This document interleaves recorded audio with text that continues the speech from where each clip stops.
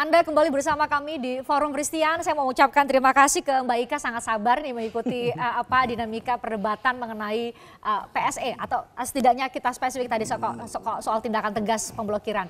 Mbak Ika, kalau ditanya berarti setelah ada teman-teman wartawan yang kemudian mengadu, langkah selanjutnya nanti dari Aji seperti apa?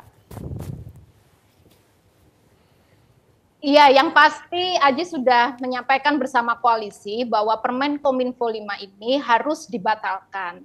Tadi kawan-kawan sudah banyak menjelaskan begitu ya, kenapa ini tidak sesuai begitu sebenarnya dengan Undang-Undang ITE. Kita lihat lagi misalnya di pasal 40 ayat 2B seperti tadi yang disinggung oleh Pak Semi yang dijadikan rujukan bahwa Permen Kominfo 5 ini sudah sesuai dengan UU ITE. Kita lihat lagi ketentuan di pasal 40 ayat 2B bahwa pemutusan akses itu hanya bisa dilakukan dalam tujuan pencegahan untuk muatan yang melanggar hukum, bukan untuk administrasi. Artinya Permen Kominfo 5 ini sebenarnya sudah melampaui kewenangan dari Undang-Undang ITE itu sendiri. Ini yang secara legal formal sebenarnya ini yang kemudian menjadi bermasalah.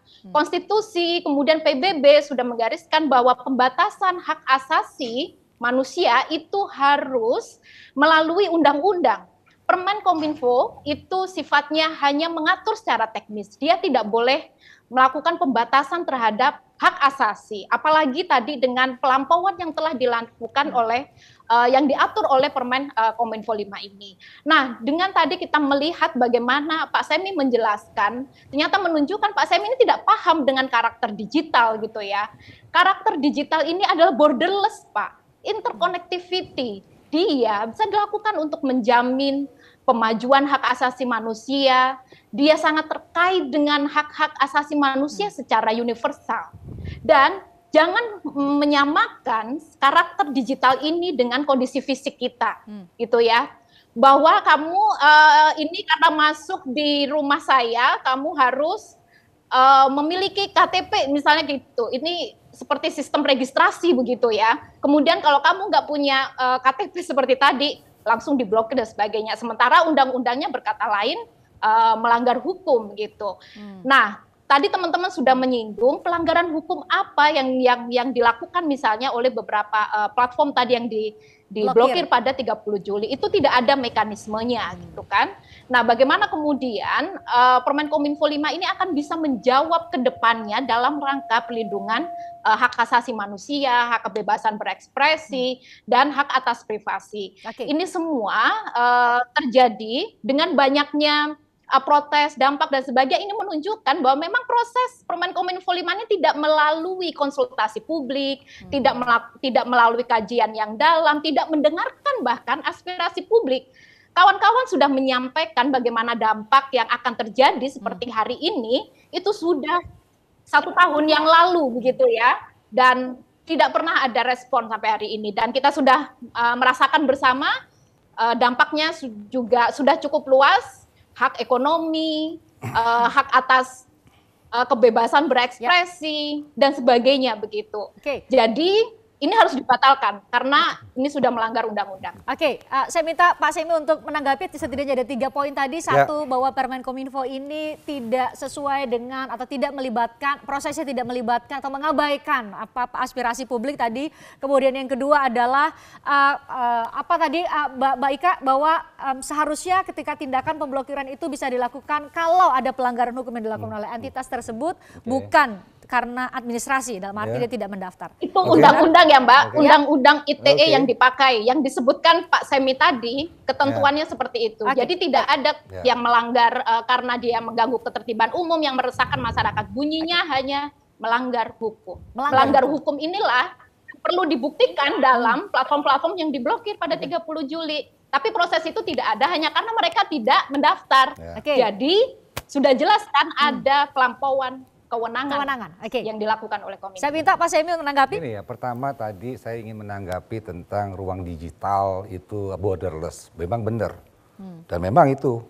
Mereka ada yang penguasa teknologi ingin itu borderless, habis itu negara hilang. Karena dikuasai oleh teknologi. Ini adalah, wah kalau kayak gitu arahnya, ini adalah bentuk penjajahan digital. Kami tidak akan tunduk sama itu. Setiap negara berdolat, termasuk di ruang digitalnya. Memang benar, memang secara teknologi memang diciptakan untuk itu. Tapi apakah kalau gitu, ya udah yang di Amerika pornografi boleh dong masuk ke sini. Dengan asumsi yang sama. Kan kita ada. Dan di undang-undang di PBB pun kita boleh menjaga norma dan nilai. Nggak bisa harus semuanya. Nah tadi dikatakan ini pemahaman terhadap muatan yang melanggar hukum. Muatannya itu tergantung dari PSE-nya. Kalau dia perbankan nggak mungkin dia muatan komen gua atau saya membuat postingan gua, ya enggak lah. Akta apa aktivitasnya? Yang muatannya itu adalah melanggar karena untuk melakukan kegiatan perbankan perlu izin perbankan. Oke, jadi kalau ditanya bahwa beberapa aplikasi dan situs aplikasi yang diblokir itu bukan karena mereka tidak mendaftar? Bukan, itu daftar itu adalah batasnya. Kan mereka sebenarnya sudah beroperasi di Indonesia. Ya. Maaf, kamu harus mendaftarkan diri. Membuktikan lah, kita kasih kesempatan. Dari tahun 2020 kita kasih kesempatan. Kita perpanjang lagi 6 bulan. Ini adalah tonggaknya. Satunya adalah kamu harus comply karena yang kamu lakukan itu melanggar. Kan dia ilegal, melanggar kan? Makanya kita kasih kesempatan, mari mendaftar. Pak Semi tidak konsisten. Pak Semi tidak konsisten. Katanya pelanggaran itu bukan karena muatan. Tapi yang Bapak lakukan itu administrasi. Pemblokiran itu yang Bapak lakukan adalah karena mereka tidak mendaftar. Kalau yang tadi disebutkan adalah muatan yang melanggar, Bapak coba jelaskan kepada publik, kepada kami, apa yang dilanggar oleh Yahoo, apa yang dilanggar oleh Amazon, apa yang dilanggar oleh PayPal. Itu undang-undang apa yang dilanggar oleh mereka. Nah, mungkin bisa ini spesifik ke situ, Pak Semi. Seperti pepatah begini ya. Kalau ada tikus masuk ke rumah, yang dibersihkan tikusnya, jangan rumahnya yang dibakar. Itu contoh paling sederhana bagaimana kita melihat pemblokiran saat ini gitu loh. Kalau ada konten, kalau ada transaksi yang kemudian dia memfasilitasi misalnya untuk jaringan terorisme, transaksinya itu yang kemudian dikejar, yang kemudian diadili begitu ya, bukan platformnya yang kemudian ditutup misalnya. Ini hal yang sederhana tapi tidak konsisten sebenarnya dalam implementasi Permen Kominfo 5 ini menunjukkan bahwa dilanggar sendiri sebenarnya. Bolehlah kita berpendapat, tapi kita lihat. Tokopedia sama Amazon apa bedanya?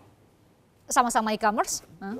Kenapa kita wajibkan Tokopedia? Kan karena ini orangnya entitas lain.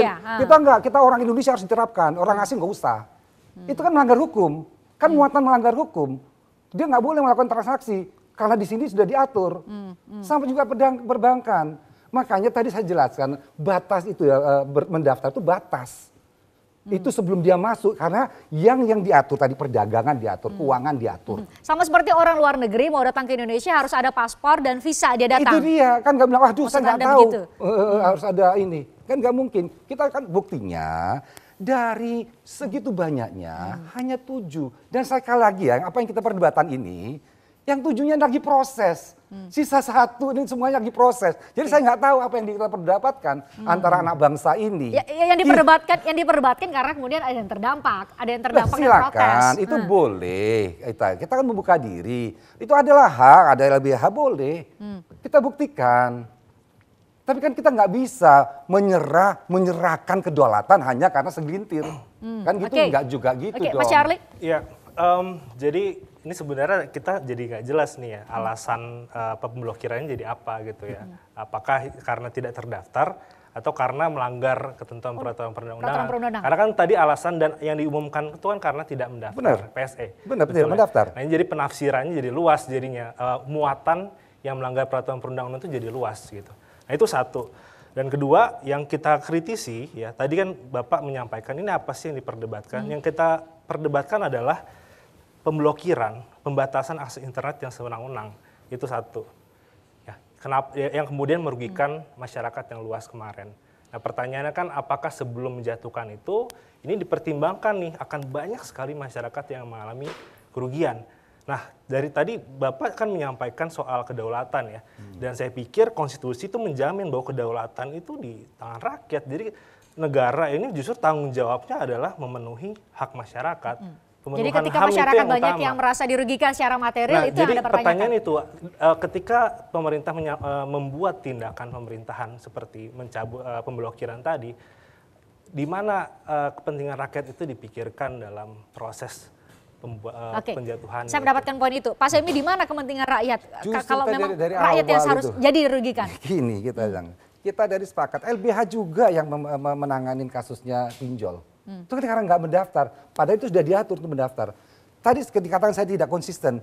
Kenapa ada 6 ini dan kenapa wajibkan? Karena itu 6 ini diatur di undang-undang, ada undang-undangnya, gitu loh. Jadi makanya kita minta mereka wajib mendaftar. Jadi karena ada tadi, karena kalau dia melakukan kegiatan itu tanpa mendaftar melanggar muatannya itu sudah diatur di Indonesia. Perbankan tadi diatur, perdagangan diatur. Kalau boleh, kalau gitu menurut saya sih supaya kemudian karena gini ya, saya tahu dan kenal Pak Semi sudah cukup lama.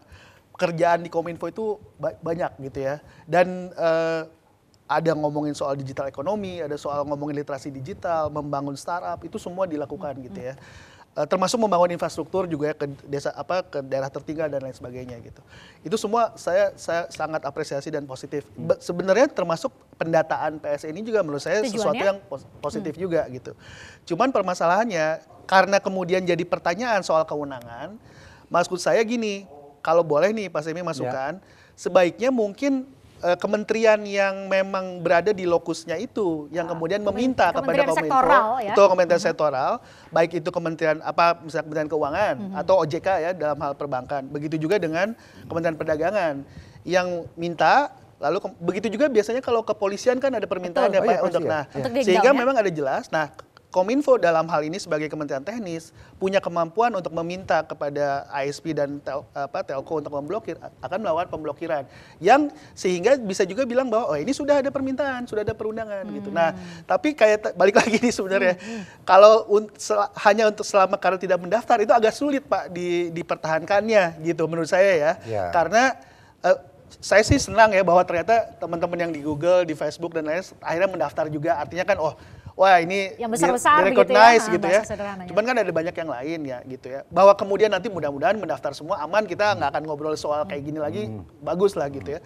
Cuman baik lagi tadi, demi kemudian menurut saya sih semua tugas positif yang sudah dilakukan Kominfo juga jadi baik menurut saya, dan juga kekuatan hukumnya juga lebih kuat gitu ya, sehingga memang kementerian sektoral yang meminta pemblokiran, Kominfo yang melakukan blokir. Dan kementerian sektoral juga ikut hadir di depan publik untuk menjelaskan apa yang dilanggar, spesifik, apa yang gitu kemudian ya. tidak dilakukan. Misalnya ke PayPal ada OJK bersama Pak Dirjen saat press conference misalnya Pak Dirjen, mungkin bisa dilakukan seperti itu. Bisa kalau itu. Jadi maksudnya yang jelasin ini bukan saya seneng banget ya. Jadi kerjaan saya nggak. Ya makanya kasihan Pak Seminya jadi menjelaskan terus-menerus. Tapi kalau koordinasi kita. Kalau koordinasi benar, tapi untuk klarifikasi ke masyarakat mungkin juga didampingi itu saya rasa itu sebuah masukan yang konstruktif menurut Pak Semi. Dan juga itu komunikasi publiknya jadi bagus. Jadi maksudnya supaya Kominfo jangan jadi bulan-bulanan seorang begitu. Oke, saya ke Pak Ridi. Pak Ridi, dari tadi kita bicara soal Bang Enda juga bicara soal ini. Apa sih kalau ditanya dan menjelaskan kepada masyarakat secara sederhana, ini kan Pak Dirjen capek sekali nih kalau ditanya terus. Jadi Pak Ridi mungkin yang bisa menjelaskan pada kami. Apa sih keuntungan dari setiap warga negara di Indonesia ketika mereka yang dimaksud atau dalam kategori PSE privat ini mendaftar, apa keuntungannya? Oke, bicara keuntungan kita bicara dulu sebenarnya perlindungan konsumen gitu ya. Jadi sebenarnya saya sebenarnya mendukung pendaftaran ini, pendataan ini karena memang harus dilakukan. Ya. Tapi tujuannya apa? Tujuan untuk melindungi konsumen. Melindungi konsumen. Artinya pada saat kita bicara menggarisbawahi kata perlindungan, kita harus memiliki list, memiliki data bagaimana sebuah proses perlindungan itu dilakukan. Contohnya misalnya ada sebuah platform aplikasi, mereka mengkolek data kita. Maka pertama kita harus memberikan concern bahwa data kita itu memang bersedia untuk dikolek. Artinya kalau di concern-nya itu secara diam-diam itu kan tidak sesuai Nggak boleh ya. dengan standar PII apapun. Setuju. Setelah sudah dikolek, datanya diolah, diproses, kita juga harus tahu Ya. bagaimana data kita diolah dan diproses. Dan pada saat itu karena data ini kita bangkitkan sendiri, kita tulis sendiri, seperti misalnya kita check in di suatu tempat ya di suatu platform Maps gitu ya. Kita check in sendiri, kita confirm sendiri. Kita juga punya hak untuk menghapus data itu sendiri. Dan ini memang harus diatur. Jadi jangan sampai jangan hanya private saja. Mungkin aplikasi-aplikasi publik yang kita lihat sekarang bukan cuma ada privacy policy, tapi pada saat saya ingin keluar dari aplikasi tersebut, misalnya ada aplikasi buatan pemerintah juga, dia juga harus memfasilitasi untuk menghapus, menaruh, dan kita harus tahu datanya itu diproses seperti apa. Nah, ya. Jadi instrumen ini penting supaya end to end, karena kan datanya itu data milik kita. Ya, data itu milik kita. Kira-kira seperti itu. Oke, saya coba untuk menyederhanakan supaya Bapak Ibu, siapapun mungkin lagi di dapur, ibu-ibu, bapak-bapak, ini bisa paham. Benarkah analogi ini Pak Ridi, mungkin Pak Sembi juga, Bang Enda bisa jelasin, kenapa harus didata seperti manusia atau di ruang nyata, ruang publik nyata, setiap orang itu kan punya NIK ya, nomor induk kependudukan. Jadi ketika saya menyatakan bahwa ada seseorang bernama A yang melakukan kejahatan terhadap saya bisa bilang ke pemerintah, ke polisi, aparat penegak hukum, dan aparat penegak hukum karena punya daftar itu bisa nyari nih si A yang saya maksud. Itu seperti itu kah sederhananya Pak Ridi? Ya, seperti itu. Okay. Ya, seperti itu. Saya hanya membayangkan bahwa proses ini sebenarnya bukan proses yang yang kompleks. Tetapi yang paling penting dari proses ini adalah bagaimana kita berkomunikasi, bercerita. Okay. Seperti kasus tadi saja. Apabila misalnya Kominfo memiliki sebuah website dan di website itu dijelaskan, "Hai, file diblokir karena kita melakukan pelanggaran A, B, C, D." Selesai. Baru habis itu dibuka di ruang publik, silahkan komentar apakah pelanggarannya itu layak. Kalau misalnya kita bicara yang tadi pelanggaran, tapi kalau kita bicara data, sebenarnya supaya datanya itu diatur. Oke, itu membuat kami lebih terang menerang, setidaknya masyarakat tahu supaya tahu ini PSC privat atau PSC publik ini maksudnya apa. Oke, saya mau ke poin berikutnya, saya mau minta ke penegasan ke Mbak Ika dan juga Mas Charlie. Ini kan protes, publik tentu menangkap wah ini protes terhadap pemblokiran. Tapi apakah Mbak Ika, nanti Mas Charlie juga saya tanya, menolak kebijakan PSE? Jadi kebijakan yang ditolak atau caranya, cara untuk implementasi dari kebijakan PSE ini yang ditolak, Mbak Ika? Oke, yang harus kita pahami bagaimana mengkaji Permen Kominfo ini dalam aspek legal formalnya. Seperti tadi salah satunya adalah bagaimana ketentuan ini begitu pemutusan akses dan sebagainya yang diatur begitu ya dalam Permen Kominfo 5 ini tidak sesuai begitu ya dengan undang-undang di atasnya. Kemudian dia juga berisiko begitu terhadap kebebasan berekspresi, hak atas privasi dan sebagainya. Nah, ini yang pertama. Yang kedua, rumusan-rumusan atau secara substansi, rumusan yang ada dalam pasal-pasal itu juga memiliki resiko begitu ya terhadap pembatasan kebebasan berekspresi dan pelanggaran hak atas privasi. Dan kita melihat juga dalam proses. Nah, ketika melihat tiga hal ini tidak sesuai begitu ya dengan prinsip bagaimana membuat regulasi yang baik dan justru membatasi hak asasi manusia, maka langkah yang tepat ya ini memang harus dibatalkan begitu ya. Dan jika ingin begitu untuk mengatur lebih lanjut, ayo gitu ya kita bikin kayak semacam pelindungannya dulu nih untuk ke masyarakat. Tadi yang disampaikan kawan-kawan tentang RUU PDP itu sebenarnya adalah sebagai safeguard gitu ya, jaminan gitu perlindungan data pribadi publik begitu. Nah, ketika safeguardnya belum ada, publik ini tidak memiliki perlindungan hukum yang kuat begitu agar hak atas privasinya itu bisa dijaga gitu. Nah, jadi kami tetap begitu ya meminta Kominfo untuk membatalkan ini. Ayo kita fokus gitu, fokus ke perbaikan untuk revisi dalam UU ITE-nya. Ayo fokus untuk menyelesaikan RUU PDP ini. Nah, baru setelah itu kita bisa mengatur hal-hal yang Oke. lebih teknis Artinya supaya Mbak Ika, menurut publik Anda ada alurnya jaminan terbalik justru yang ya? lebih kuat begitu ya secara konstitusi. Oke, Mbak Ika, artinya saya mau minta penegasan, artinya pemblokiran atau tindakan tegas yang dilakukan oleh pemerintah saat ini melalui Kominfo ini belum saatnya. Seharusnya menurut Anda perbaikannya ya alas hukumnya dulu nih, tingkat undang-undangnya dulu nih. Betul, karena sudah ditegaskan bahwa dalam konstitusi, dalam PBB juga mengingatkan bahwa pembatasan hak asasi manusia itu harus melalui undang-undang begitu. Dan Permen Kominfo ini melampaui gitu ya, dia tidak bisa melakukan pembatasan hak asasi itu. Oke, karena undang-undangnya juga belum ada. Baik. Nah itu yang pertama, yang kedua mekanisme comply dalam Permen Kominfo 5 ini nggak ada, baru akan diadakan setelah publik rame gitu ya. Artinya ini gimana sih gitu ya. Nanti saya membayangkan ke depannya kalau Pak Saimi akan merevisi ya, kita akan merevisi itu bolak-balik. Ini memberikan ketidakpastian hukum gitu ya, dan membingungkan bagi masyarakat, dan masyarakat juga yang akan kena dampaknya. Pak Saimi, it is not the right time. Ini bukan waktu yang tepat untuk melakukan tindakan pemblokiran. Masih ada PR-PR lain menurut Mbak Ika? Nggak pernah ada waktu yang tam. Kita mau tegas atau tidak. Ini kan tadi saya katakan undang-undangnya dari tahun 2016. PP-nya 2019. Permennya tahun 2020. Penerapannya 2022. Mau kapan lagi ini? Kalau tadi Mbak mengenai revisi, kalau ada masukan yang konkret dan konstruktif, ya kasih kita terbuka. Ini kan bukan Al-Quran, bukan kitab suci. Tapi kok hanya ngoceh-ngoceh, filosofi dan ngomel-ngomel ya kita harus kerja. Melindungi rakyat itu bukan hanya ngomong, harus Jadi kerja. without delay ya, tidak ada Iya itu dia. Kalau memang penundaan. ada, ayo. Mana yang salahnya? Ditunjukkan langsung, oh ini sebaiknya kayak gini. Ya kita kan memang karena tadi tugas negara kan tadi melindungi dulu. Oke. Kemarin juga ada terjadi yang sudah saya cerita berkali-kali. Pinjol itu jalan masalah. Iya. Pinjol itu dan kemudian dianalogikan sama juga harus ditindak tegas.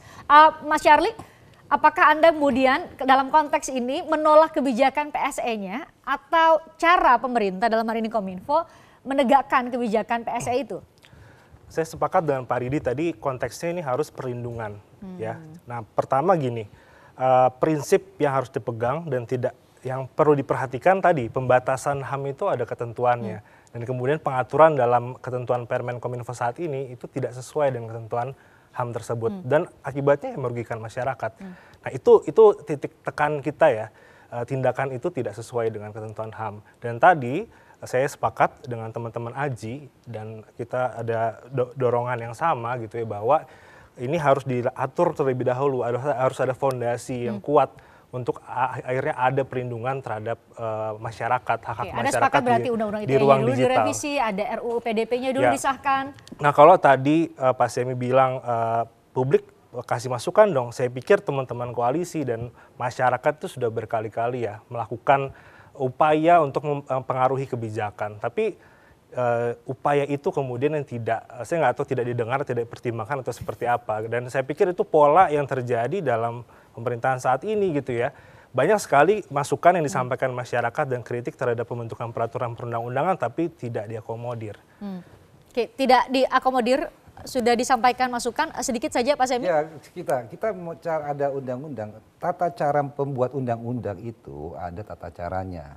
Salah satunya itu uji publik itu kita tampilkan untuk dikomentari. Dan itu masukannya banyak, tapi masukannya tuh udah konkret, karena sudah mau jadi. Kalau masukan sudah jadi, terus baru mengomentari ya gimana? Masa pemerintah harus tarik lagi? Ada proses legislasi lagi di DPR. Ya kan harus jadi kita terbuka, tapi ya tadi kalau memang ada konkret dan kalau yang di mana kesalahannya, di mana melanggarnya, ayo. Tadi masukan Bang Enda jelas ya, tadi mungkin besok nanti konferensi persnya nggak sendirian ya. Boleh itu satu. Lalu mungkin demi ekonomi digital, kepentingan saya adalah konsumen digital dan juga ekonomi digital Indonesia ke depannya. Mungkin juga akan membantu Pak Semi kalau misalnya kita bicara bahwa pendaftaran PSE ini untuk melindungi konsumen, mungkin di awal bisa juga dijelaskan. Misalnya, kami menerima keluhan sekian ribu dari sekian banyak penyedia sistem elektronik yang kemudian merugikan masyarakat, maka kemudian untuk itu kami melindungi, dan untuk setiap kasus yang kami terima, kami sudah menindaklanjuti, mengakses, dan ini hasilnya. Misalnya sebagai itu ya. Sehingga konteks melindunginya konkret. Masyarakat juga nggak akan, oh ini kok malah merugikan, tapi yang melindunginya yang mana? Oh yang melindunginya yang itu, karena ada datanya. Misalnya sebagai contoh gitu. Terus tadi saya sempat sampaikan juga soal benefit bagi si penyedia sistem elektronik pada saat mendaftar. Ada nggak insentifnya gitu ya? Oh, untuk penyedia yang baru jelas ada. Karena kemudian misalnya startup ya, kebetulan saya ada startup juga. Begitu mendaftar, kami mudah-mudahan boleh pakai logonya Kominfo di website gitu ya. Kredibilitas Kami sudah terdaftar bagi yang baru gitu. Tapi kalau yang sudah besar-besar? Nah, kalau untuk yang sudah besar, mereka sebenarnya lebih ke comply aja gitu ya mendaftar. Tapi toh mereka sudah banyak, sudah lama melakukan operasi dan lain sebagainya gitu. Tapi benefit yang lain yang mungkin saya bisa pikirkan ya untuk penyedia sistem elektronik asing. Begitu daftar, kami bukan saja dapat Kominfo bukan saja dapat akses terhadap mereka, tapi mereka juga dapat akses ke Kominfo. Dapat data misalnya. Oh, market Indonesia itu yang potensial ada sekian gitu ya. Bisnis yang lagi booming atau yang butuh investasi adalah sekian. Sehingga pada saat mendaftar pun ada benefit yang mereka terima. Oh, ini ada PIC yang bisa melayani Anda loh. Sehingga nggak terjadi yang lagi bandel-bandel begini. Mudah-mudahan ya, kalau yang bandel mungkin bandel aja gitu ya. Tapi ada juga yang mendapat benefit yang real, bahwa ketika kami mendaftar, kami dapat benefit. Begitu juga yang domestik. Yang lucu nih sekarang, mungkin agak lucu ya, mungkin Pak Semi juga lihat datanya ya, di pendaftaran PSE itu kan 8 ribuan sekian yang domestik, yang asing tuh baru 292 atau 300-an sekian gitu ya.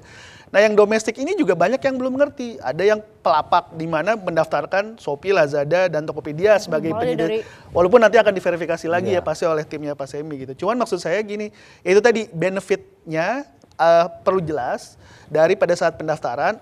Nggak harus biaya atau apa, minimal tadi kredibilitas, tapi lalu kemudian data, lalu mungkin support gitu ya, bahwa kemudian pada saat mereka penyedia sistem elektronik ini juga mendaftar, mereka juga yakin bahwa oh ketika saya sudah terdaftar, saya akan disupport nih oleh Kominfo. Misalnya jadi semua gitu. Pihak mendapatkan benefit dari kebijakan ini. Ini masukan Anda ya, oke, nggak hanya ada tadi spesifik soal rakyat Indonesia gitu ya, terus kemudian juga para PSE yang mendaftar. Pak Semi, terakhir bagaimana kemudian cara mitigasi ya, karena sudah terjadi mitigasi dari Kominfo sendiri, selain berharap nih yang bandel-bandel ikut daftar supaya kemudian yang menggunakan PayPal misalnya langsung bisa menggunakan lagi, apa langkah ke depan untuk memitigasi supaya tidak terjadi satu kegaduhan, satu mereka resah gitu ya, kemudian curhat di media sosial, bakal terjadi perundungan, kita sepakat soal itu, banyak sekali terjadi perundungan, apa Pak Semi? Ya itu tadi nanti ya komunikasi publiknya, tapi yang kan sudah jalan, dan tadi ya dari 7 itu sudah merespon semua. Ongoing, Alhamdulillah sudah merespon semua. Beberapa sudah mendaftarkan, jadi sisa 1, 2, 3 aja nih. Sisa proses, dan mereka lagi berproses. Nah, ini baru yang besar-besar. Nanti kita akan melakukan sekretariat lagi yang lain, karena kan tadi kegiatan ekonomi digital itu wajib terdata. Ekonomi digital kita ini sudah 1.000 triliun. Dan di ekspektasinya di tahun 2025 4.000 triliun. Terus kita diem aja, nggak usah ngatur. Silakan ambil aja nih kekayaan. Kayak dulu zaman-zaman VOC itu, ambil aja kekayaannya, nggak diatur. Kita nggak mau jadi bangsa itu. Makanya kemudian negara butuh hadir menurut Anda. Terima kasih Pak Semi, Mbak Ika, Pak Ridi, Mas Syarli, Bang Enda, terima kasih sudah membuat kami lebih cerah supaya lebih paham bagaimana kemudian alas hak kami sebagai bagian dari privasi, bagaimana kedaulatan digital itu. Ini masih terus bergulir, dan tentunya tadi ada poin-poin perbaikan yang kita harapkan, apalagi dalam tataran legislasi ya, karena ini mengenai kewajiban dan hak kita sebagai warga negara. Terima kasih buat Anda yang sedang menonton, mungkin yang lagi resah, semoga mereka segera daftar ya aplikasi-aplikasi yang Anda gunakan, dan beberapa hal tadi bisa diselesaikan sebagai bagian dari perbaikan kita dalam kehidupan berbangsa dan bernegara. Terima kasih, salam sehat selalu untuk Anda semua. Saya Christian Grich, sampai jumpa.